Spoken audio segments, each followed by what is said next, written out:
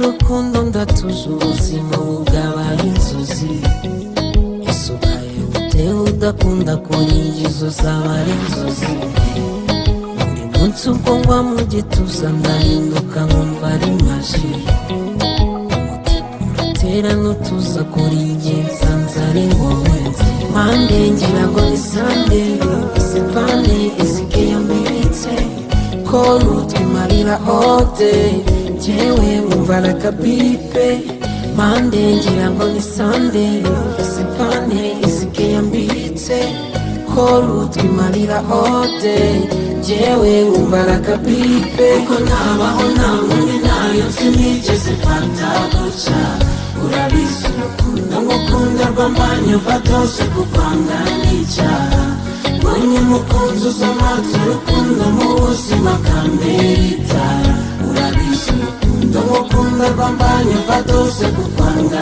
n'icyaha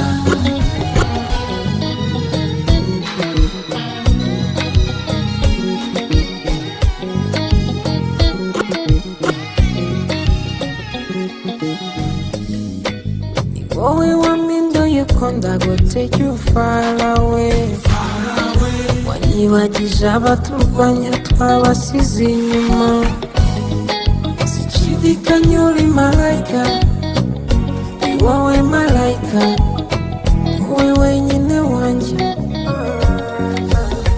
mande ngira ngo ni sande isivane izike yambitse korutwe marira ode jewe wumva rakabipe ko nabaho ntamundi nayo sinigeze fata guca urabizi urukundo ngukunda rwambanye ufatose kukwanga n'icyaha mbonye umukunzi uzamatse urukundo mu buzima kambere itara urabizi urukundo ngukunda rwambanye ufatose kukwanga n'icyaha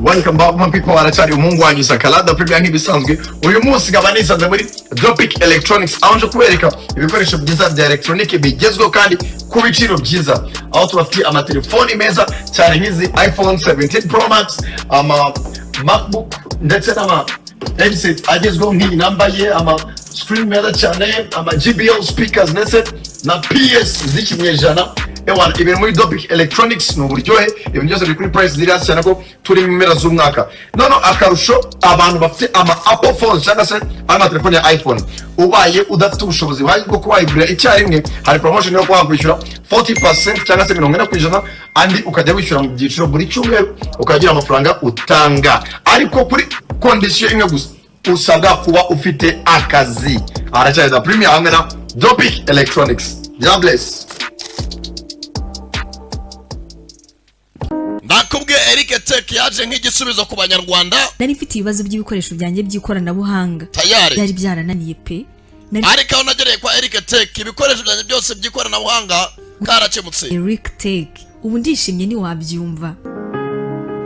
Kwa Eric Tech bazananjye Sankara ajya gukoresha. Tubafite ibikoresho. Ni naho tugurira ibikoresho byose za laptop, desktop, kamera zino za CCTV cameras. Yabiri by'amanyarwanda ndetse nitagendanwa cyangwa desktop guhera ku bihumbi 80.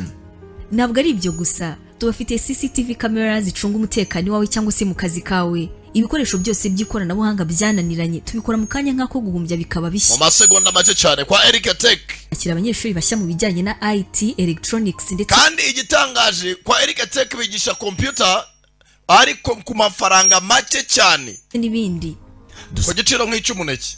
Hagati y'isoko na station cyangwa se mu mujyi kwa Rubangura. Ni mutugane tubafashe kuko dufite ibikoresho byongera ubumenyi bwanyu. Amarembo yacu arakinguye. Ku bindi bisobanuro hamagara nimero ziri kuri ekara yawe. Nimero ni izo ngizo 0782510099 Eric Tech niwe muvugana noneho urumva ibaza nawe Sankara aho mavuzi ni banyarwanda mujyana abana banyu kwa Eric Tech bakora iki bahinduke ba Bill Gates biga computer quand même encore présent. Yes, welcome back my people. Aracyari umuhungu wanyu Sankara the Premier.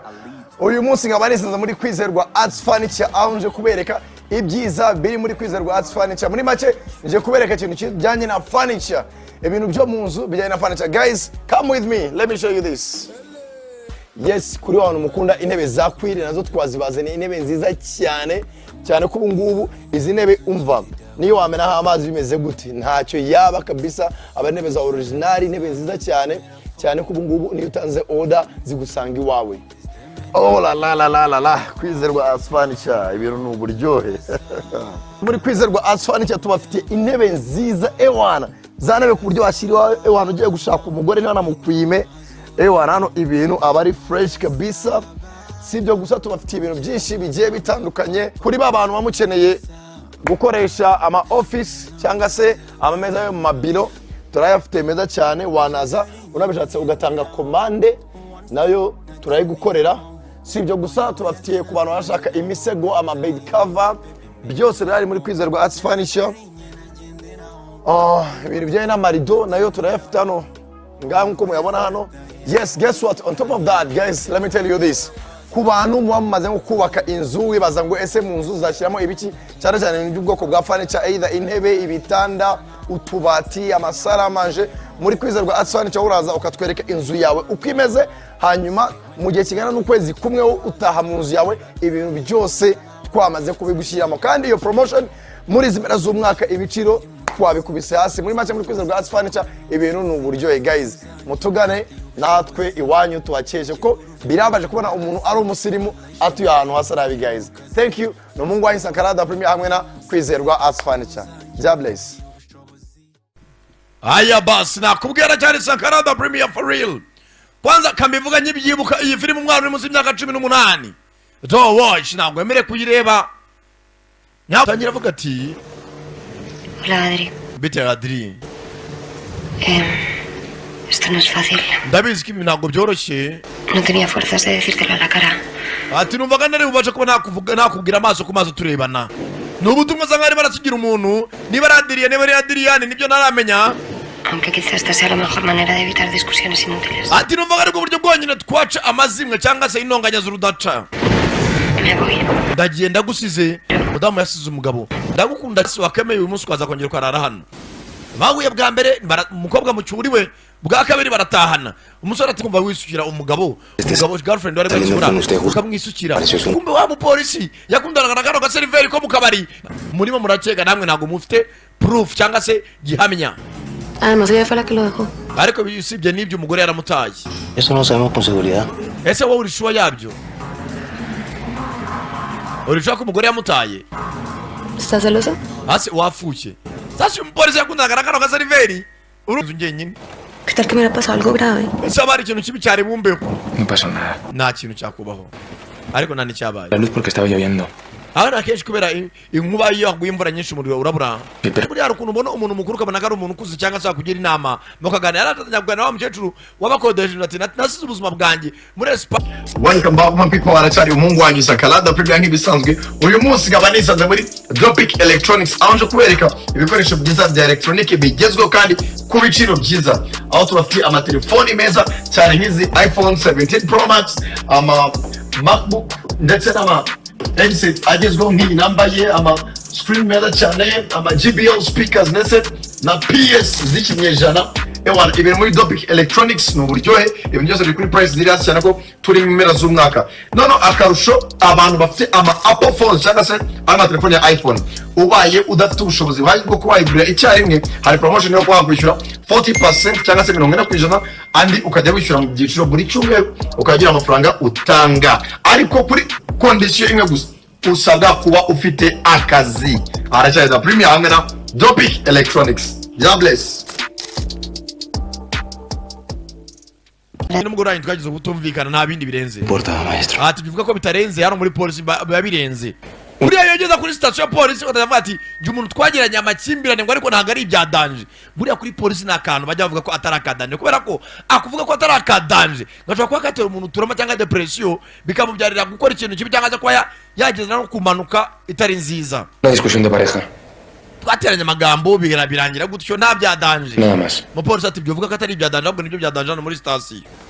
Mire, lo que pasó fue que Belén sorprendió a Adrián con una de las integrantes de la orquesta. No pasó nada, estaban tomando algo. Ariko uri bukaba mugabo twigeze gusanga rwose kuri orchestre ufite icyo kunywa ndi kumwe n'umugore wawe uri kumwe n'undi mukobwa twaga Veronica. Pero Belén se molestó.